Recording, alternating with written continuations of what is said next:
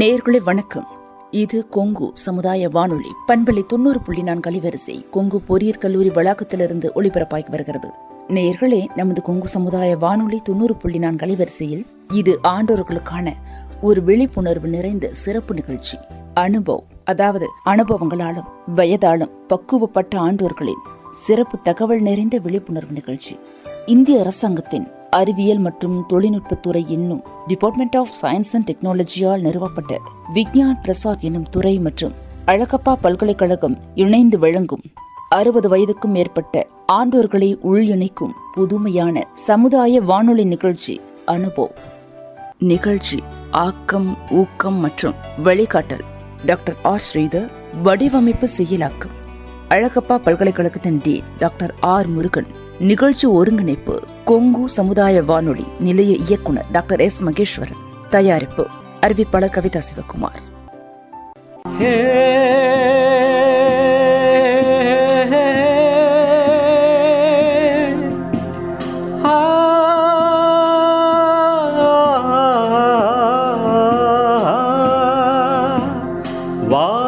வாருங்கள் தோழர்களே, எங்கள் முதிய தலைமுறையின் புதிய இளைஞர்களே.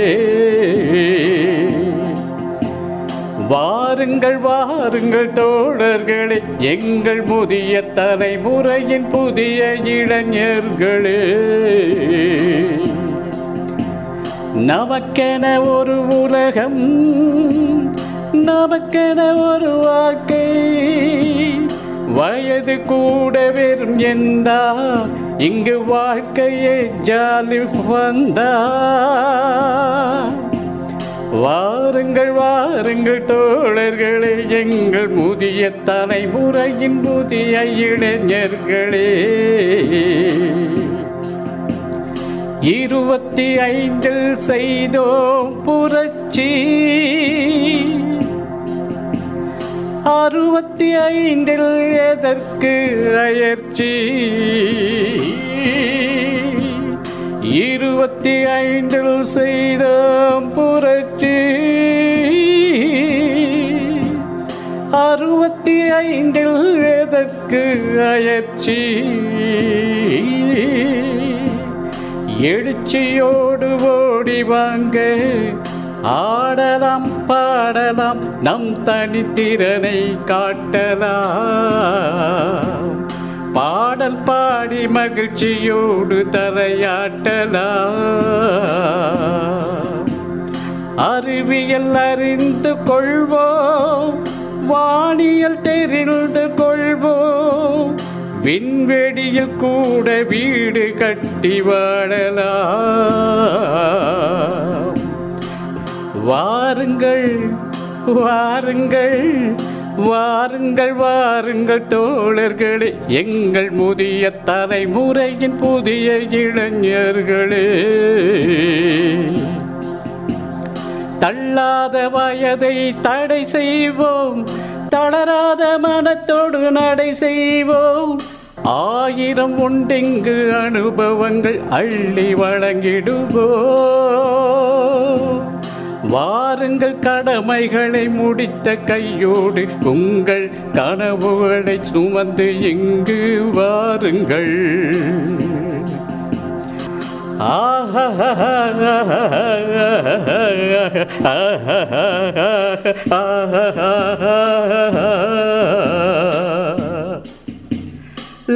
la la la la la la la la la la la la. இந்நிகழ்ச்சியின் மூலம் அறிவியல் துறையில் சாதனை படைத்த ஆண்டோர்களின் அனுபவங்கள் மற்றும் அறிவியல் துறையில் கைதேர்ந்த வல்லுநர்களின் புது அறிவு மற்றும் பொது அறிவுகளை குடிமக்களுடன் பகிர்ந்து கொள்ளும் முயற்சியே இந்த நிகழ்ச்சி. அந்த வகையில் இன்றைய நமது நிகழ்ச்சியில் நேயர்களே, இன்றைய நிகழ்ச்சியில் நம்மோடு கலந்துரையாடுகிறார் சிறந்த மயக்க மருத்துவர் டாக்டர் வசிஷ்டா அவர்கள். இவர் புதுச்சேரியில் நிபுணர் சிப்பர் மருத்துவமனையில் MBBS பட்டம் பெற்று பின் சண்டிகாரில் MD பட்டம் பெற்றவர். நேயர்களே, இப்பொழுது நிகழ்ச்சியை கேட்போம். உங்களுடன் உரையாடுவது நான் உங்கள் தங்கராஸ்.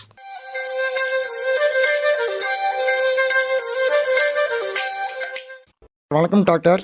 சார், அனஸ்தீசியா அப்படிங்கிறது மயக்க மருந்துங்களா அல்லது மறுத்து போகிற மருந்தா? இது பற்றி கொஞ்சம் தெளிவாக சொல்லுங்களேன் சார்.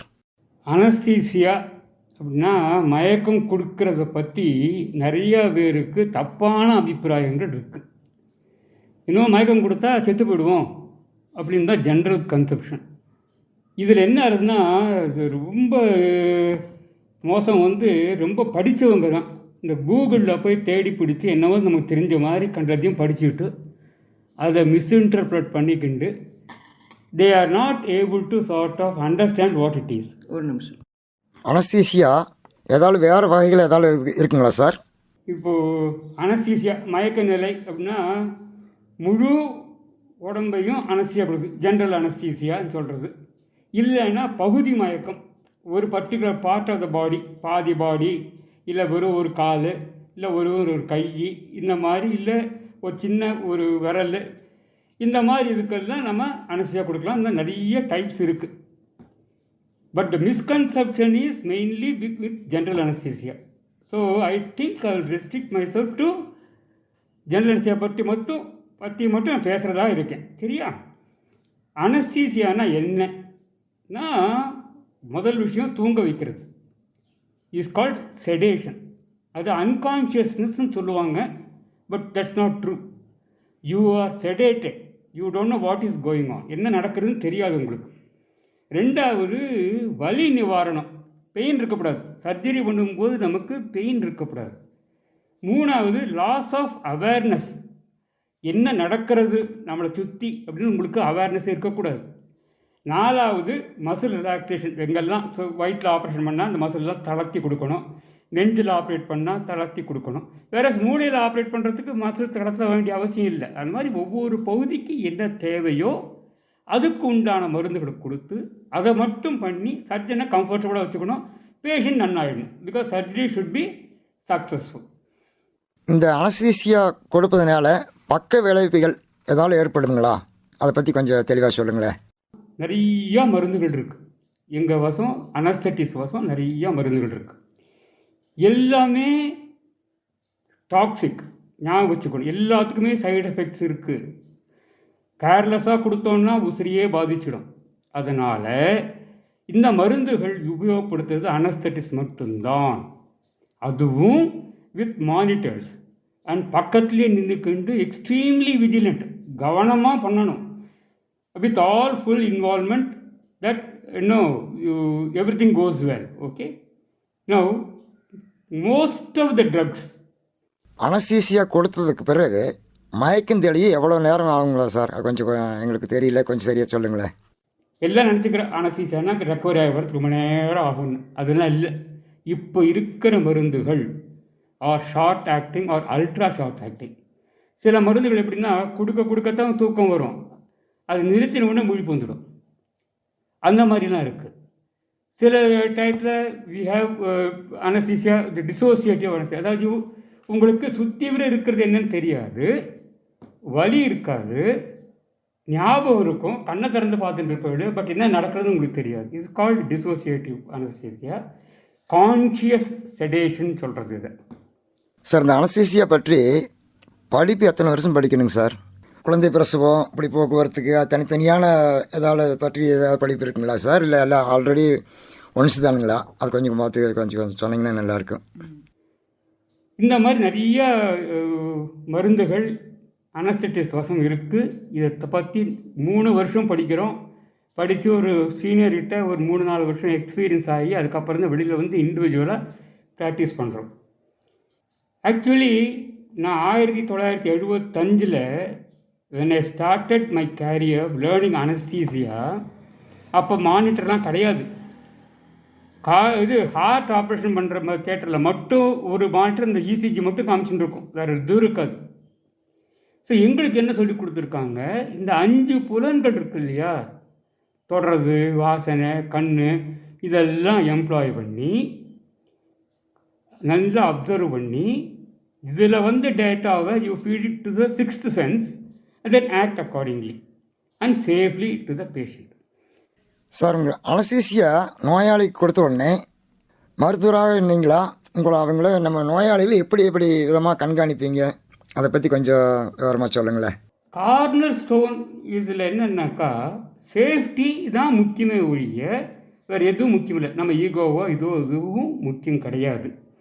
சேஃப்டியாக இருக்கிறது எப்படின்னு சொன்னாக்கா கவனக்குறைவே இல்லாமல் பேஷண்ட்டையே பார்த்துக்கிண்டு உட்காந்து பண்ணணும். இப்போது நான் ஆரம்பித்த போது இந்த மானிட்டர்லாம் கிடையாது. இந்த சென்சஸ் வச்சுன்னு தான் எல்லாம் பண்ணிக்கிட்டு இருந்தோம். அப்போது ஆக்சிஜன் பத்துறதா இல்லையா எப்படி தெரியும்? கை விரலில் பார்த்தா பிங்காக இருக்கும். ஸோ அதை பார்த்தா ஆக்சிஜனேஷன் எல்லாம் இருக்குது, பல்ஸ் ஸ்டெடியாக இருக்குது, ஓகே, பிபி நார்மலாக இருக்குது. அப்போ மேனுவலாக தான் ரெக்கார்ட் பண்ண முடியும். பிபி எல்லாம் நார்மலாக இருக்குது, மூச்சு சீராக விட்டுருக்காப்புல, good. So when surgeon makes an incision, blood is absolutely pink, good, that means you are doing a good job. If blood turns dark, then oxygen பத்தல, ஸோ உடனடியாக ஆக்சிஜன் ஜாஸ்தி பண்ணிக்கிது. சரி, இந்த மாதிரி எல்லாம் காம்ப்ரமைஸ் பண்ணிட்டு இருந்தோம். இப்போ மானிட்டர் இருக்கும்போது எங்களுக்கு அந்த பிரச்சனை இருக்கிறது இல்லை. இப்போது அந்த மானிட்டர் எல்லாம் இருந்தபோது ஒரு சின்ன experience I want to share. ஒரு தாத்தா 80 வயசு தாண்டியாச்சு. அவர் யாருன்னா Coimbatore medical college professor of மெடிசனோட மாமனார். அவருக்கு ப்ராஸ்டேட்டு வீங்கிண்டு ஒரு தரம் யூரின் போகிறது ரொம்ப கஷ்டமாக போயிடுது. So it has to be open தான். அப்போது மெயின் திங் அங்கே நான் சொன்னால் அவருக்கு நிறைய மெடிக்கல் காம்ப்ளிகேஷன் இருந்தது. வயசாகிடுத்து, டயபெட்டிஸு, அதுக்கப்புறம் அவரோட ஹார்ட் ரேட்டு 29, 28 அப்படி தான் இருந்தது. இது கால்டு கம்ப்ளீட் ஹார்ட் பிளாக். அதாவது ஹார்ட்டை துடிக்க வைக்கக்கூடிய கண்டக்ஷன் சிஸ்டம் பழுதடைஞ்சிருந்தது. ஸோ வெறும் கீழே இருக்க 2 சேம்பர்ஸ் மட்டும் துடிச்சுட்டு இருந்தது. 28, 29 இவ்வளோ தான் இருந்தது. ஸோ அவருக்கு மயக்கம் கொடுத்தா கண்டிப்பாக ஹார்ட் நிற்கு போகிறதுக்கு சான்ஸ் இருக்குது. ஸோ அவர் சொல்லிட்டார், எனக்கு கத்தீட்டர் போட எனக்கு கொன்னாலும் கொண்டுடு, தியேட்டரில் டேபிளில் என்ன போனாலும் போயிடுறேன், என்னோடய சுற்றி இருக்க எல்லாம் பர்மிஷன் கொடுத்துருவா, நாங்கள் கையில் எழுதி போட்டு கொடுத்துட்றோம், எனக்கு இந்த கத்தீட்டர் போட்டு இருக்கக்கூடாது. ஸோ இந்த யூராலஜிஸ்ட் சர்ஜன் கேட்டார், நீ என்ன பண்ண போகிறேன்னு. கவலைப்படாதீங்க, வி வில் டூ இட்.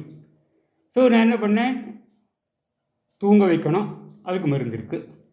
வலி தெரியப்படாது, அதுக்கு மருந்து இருக்குது. அவர்கிட்ட சொன்னேன், லோக்கல் ஜெல்லி போட்டுன்னு கொடுங்கோ. லோக்கல் அனஸ்தீசியா அங்கே வருது பாருங்கள், அந்த ஏரியாவுக்கு மட்டும். Where is going to put the endoscope, நம்ம யூரின் போகிற பாதையில் எண்டாஸ்கோப் போட்டு அதில் போய் அந்த ப்ராஸ்டேட்டை கட் பண்ணணும். ஸோ அவர் சொன்னார், நான் 15 நிமிஷம் 20 நிமிஷம் தான் எடுத்துப்பேன், அதுக்கு மேலே எடுத்துக்க மாட்டேன், அது வரைக்கும் கொடுத்தா போகிறேன்.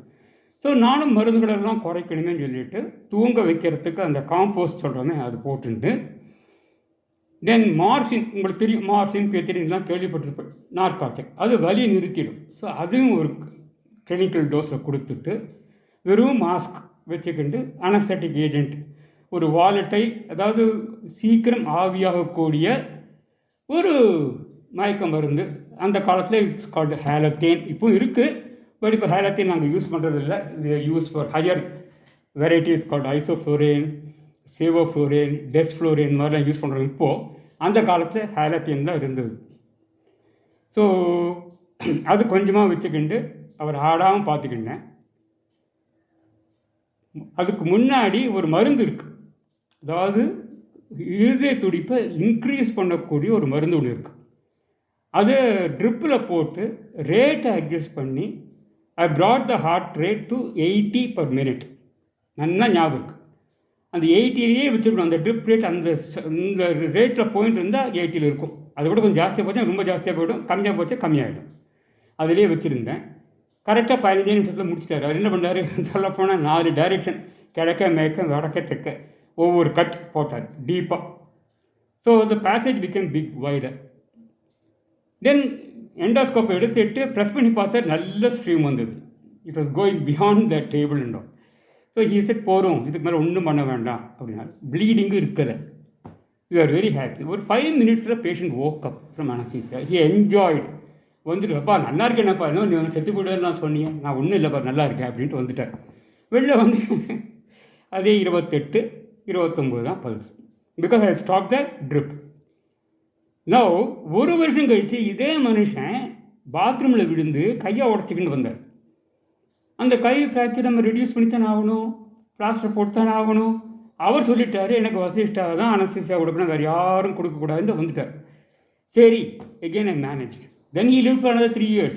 After that only he dies. That's because of the age and the heart. அதை விட்டு விடுங்க. நம்ம கான்டெக்ஸ்டில் என்ன சொல்லணும், மானிட்டர் இருக்கோ இல்லையோ நம்ம மூளையை உபயோகப்படுத்தி பக்கத்துலேயே இருந்து என்ன பண்ணினா நன்னாகும் அப்படிங்கிறத தான் பிளான். அதுக்கு தான் அனஸ்தீசியா. இது வந்து புக்கில் ஒவ்வொரு கேஸுக்கும் கொடுத்துருக்க மாட்டான். பட் வாட் நாம் கற்றுக்கின்றதுலேருந்து இந்த மனுஷனுக்கு எப்படி ஹெல்ப் பண்ணலாம் அப்படி நம்ம பிளான் பண்ணாக்கா எல்லாம் சரியாக நடக்கும். ஆண்டவனும் நமக்கு ஹெல்ப் பண்ணுவார். ஓகே, இதுக்கப்புறம் இன்னொரு சுச்சுவேஷன் இருந்தது, அதுவும் சொல்கிறேன். இதில் நான் என்ன சொல்ல வரேன்னாக்கா, என்னதான் நீங்கள் எலக்ட்ரானிக் கேட்ஜெட்ஸ் வச்சுருந்தாலும், என்னதான் நீங்கள் மாடர்ன் எங்கிட்ட இது இருக்குது அது இருக்குது அது இருக்குதுன்னு ஒரு 10,000 மானிட்டரை காமிச்சாலும், நம்ம மூளைன்னு ஒன்று இருக்குது, நம்ம கண் கை இதெல்லாம்.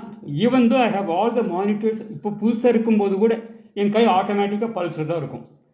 அதில் வேரியன்ட் இருந்ததுக்கு அப்புறம் தான் மானிட்டர் பார்ப்பேன். ஏன்னா இந்த பல்ஸு நம்ம கையை வச்சுட்டு பார்க்குறது இருக்கிற ஒரு சந்தோஷம், ஒரு சேஃப்டி பெறுதல் இருக்குது. பிகாஸ் மெஷின்ஸ் வந்து எப்போ வேணால் தப்பு பண்ணலாம். நீங்கள் என்ன தான் செக் பண்ணி எல்லாம் நல்லா இருக்குன்னு சொல்லி வச்சுருந்தாலும் ஒரு ஃப்ளக்சுவேஷன் ஆஃப் த எலக்ட்ரிசிட்டி ஒரு எதுலையாவது it can very and then it can cause havoc. So கை எப்போதுமே பல்ஸ் மேலே இருக்கணும், கண் எப்போதுமே ஃபீல்டை பார்த்துட்டு இருக்கணும், சர்ஜிக்கல் ஃபீல்டை பார்த்துட்டு இருக்கணும், பேஷண்ட் எப்படி இருக்கான்னு பார்த்துக்கணும், மூச்சு எப்படி விட்றான்னு பார்த்துட்டு இருக்கணும். இது ரொம்ப ரொம்ப முக்கியம். வெறும் மானிட்டர் இருக்கே அப்படின்னு போட்டுருக்கக்கூடாது.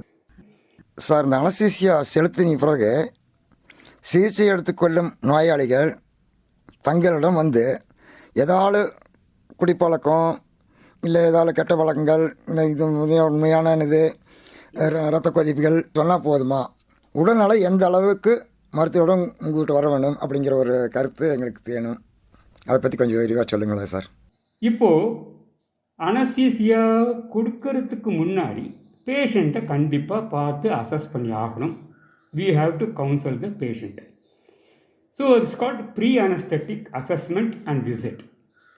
போய் பேஷண்ட் வந்து என்னெல்லாம் வியாதி இருக்குது, என்னெல்லாம் மருந்து சாப்பிட்றாரு, இப்போ என்ன ஆப்ரேஷன் பண்ண போகிறாங்க, இதுக்கு முன்னாடி எதாவது ஆப்ரேஷன் பண்ணியிருக்காங்களா, ஏதாவது மருந்துக்கு அலர்ஜி இருக்கா, இந்த மாதிரி ஒரு கொஸ்டினரே இருக்குது. கம்ப்ளீட்டாக நம்ம எழுதி பண்ணிட்டு போய் அதை டிக் பண்ணிப்போம். Yes or no yes or no yes or no tick பண்ணிப்போம். இதில் என்ன பெரிய பிரச்சனை வருதுன்னா, பேஷண்ட்ஸு சில சமயம் இதெல்லாம் இம்பார்ட்டண்ட் இல்லை, இதெல்லாம் போய் சொல்லணுமா, நான் சின்ன வயசில் எனக்கு வந்து டான்சில் வந்து சொல்லணுமானா சொல்லணும், அது வேண்டாங்கிறது அனஸ்தெட்டிஸ்ட் டிசைட் பண்ணிப்பான். அப்போ அனஸ்தீசியா கொடுத்தாங்க, அப்போ அந்த எழுந்துக்கிறது ரொம்ப நாள் ஆச்சு, ரொம்ப நேரம் ஆச்சு, ரொம்ப முக்கியமான பாயிண்ட்டு. அப்போ அனஸ்தெட்டிஸ்ட் பிளான் பண்ணிப்பான். ஓஹோ, அந்த காலத்தில் என்ன இருந்தது, இப்போ என்ன இருக்குது, அதில் ஏன் அதை யூஸ் பண்ணாங்க, நம்ம என்னத்தை யூஸ் பண்ணணும். சரி, இந்த மாதிரி அனஸ்தெட்டிஸ்ட் வந்து உங்களை கேட்டாக்கா மறைக்காமல் சின்ன வயசுலேருந்து இப்போ வரைக்கும் என்னெல்லாம் நடந்ததோ அத்தனை நீங்கள் சொல்லணும். அவசியம் இருக்குது இல்லைங்கிறது நீங்கள் டிசைட் பண்ணாதீங்கோ, அது அனஸ்தெட்டிஸ்ட் டிசைட் பண்ணிக்கட்டும். Let him ignore what he doesn't want. Okay, அது ரொம்ப ரொம்ப ரொம்ப முக்கியம். நவ் இதுக்கப்புறம் basic investigations will be done. இவன் என்ன கண்டதையும் பண்ணுறான் அப்படின்லாம் சொல்லாதீங்க.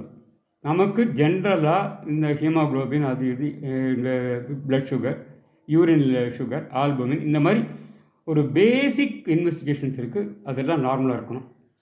சப்போஸிங் யுவர் டயபெட்டிக்னா ஃபாஸ்டிங் பிளட் சுகர், போஸ்ட் ஆண்டில் பிளட் சுகர் கண்டிப்பாக இருக்கணும். சப்போஸிங் ஹேவ் ஹேட் அ ஹார்ட்டில் ப்ராப்ளம் இருக்குது அப்படின்னு சொன்னால் தென் ஒரு இசிஜி இருக்கணும், ஒரு எக்கோ கார்டியோகிராம் இருக்கணும். அப்புறம் முடிஞ்ச சீரியஸாக இருந்து எக்கோ கார்டியோகிராமில் ஹார்ட் ஃபங்க்ஷன், எக்கோ கார்டியோகிராம்ங்கிறது என்ன, ஒரு ஸ்கேன் தான். இட் டெல்ஸ் யூ இந்த ஹார்ட்டில் 4 சேம்பர் இருக்குது, எந்தெந்த சேம்பர் ஒழுங்காக வேலை செய்யுது, எது ஒழுங்காக வேலை செய்யலை, எதில் ஜாகிரதையாக இருக்கணும், அதெல்லாம் காமிச்சு கொடுக்கும். அதுக்கப்புறம் அவசியம் இருந்தால் ஆன்ஜியோவும் பண்ணி வச்சுக்கணும்.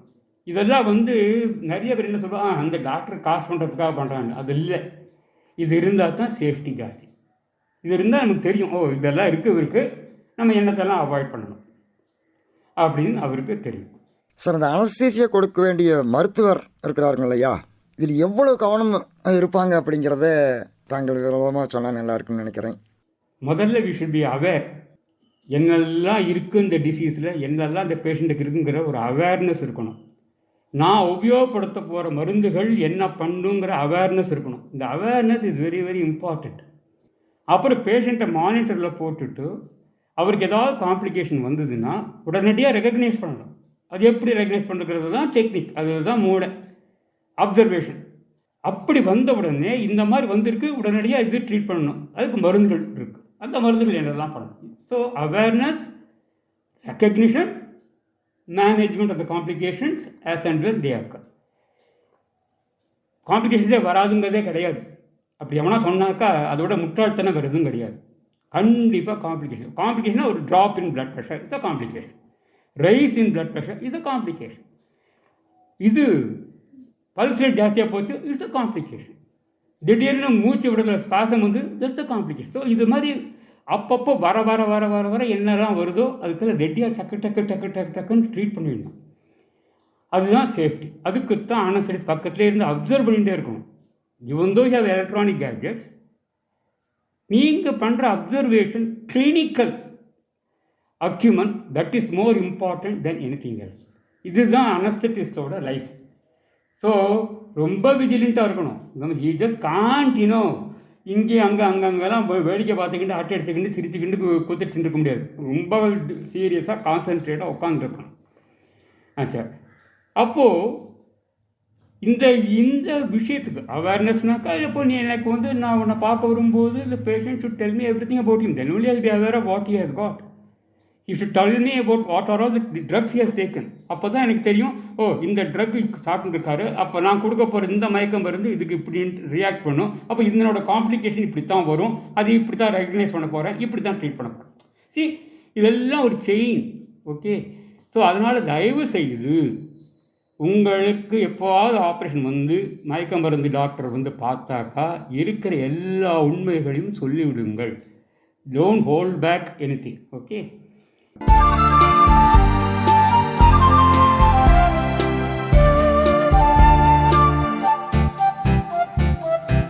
சார் இதுவரையில் பேட்டி வளத்துக்கு ரொம்ப நன்றி. இந்த அனஸ்தீசியா பற்றி நாங்கள் நிறையா தெரிஞ்சுக்க வேண்டிய நிறைய விஷயம் இருந்தது. ஆனால் நீங்கள் சொன்ன விதத்தில் பார்த்தா மக்கள் கொஞ்சம் கவனமாக இருக்கணும், நாங்களும் கொஞ்சம் கவனமாக இருக்கணும்னு தெரியுதுங்க சார். ரொம்ப நன்றி சார், நன்றி.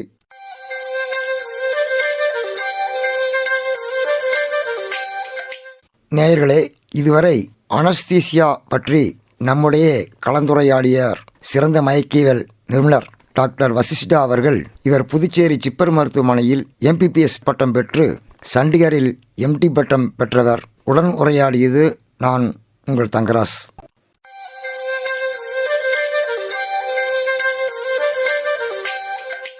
நேர்களே, இந்நிகழ்ச்சியின் தொடர்ச்சியை நாளை கேட்கலாம்.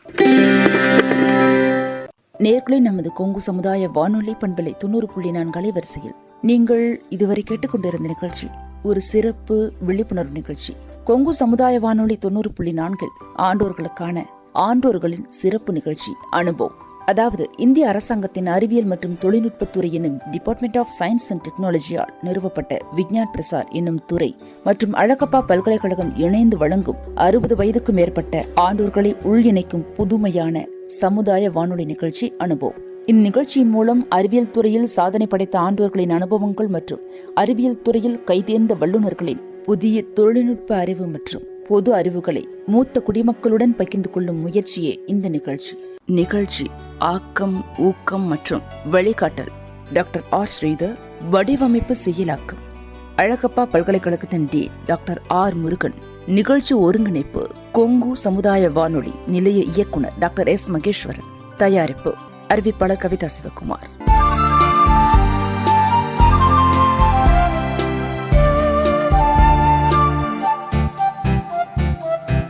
நேர்களே, இந்நிகழ்ச்சி நிச்சயம் உங்களுக்கு பயனுள்ளவையாக அமைந்திருக்கும் என்பது எங்கள் நம்பிக்கை. எழுதி அனுப்புங்கள் உங்கள் கருத்துக்களை. எழுதி அனுப்ப வேண்டிய முகவரி: நிலைய இயக்குனர், கொங்கு சமுதாய வானொலி நிலையம், கொங்கு பொறியியற் கல்லூரி வளாகம், தோப்புப்பாளையம், பெருந்துறை. தொலைபேசியிலும் உங்கள் கருத்துக்களை பகிர்ந்து கொள்ளலாம். தொலைபேசி எண்கள் 226678 மற்றும் 226679. முன் இணைப்பு எண் 042994. சரி நேர்களே, இனி தொடர்ந்து கொங்கு சமுதாய வானொலியின் நிகழ்ச்சிகளோடு இணைந்திருங்கள்.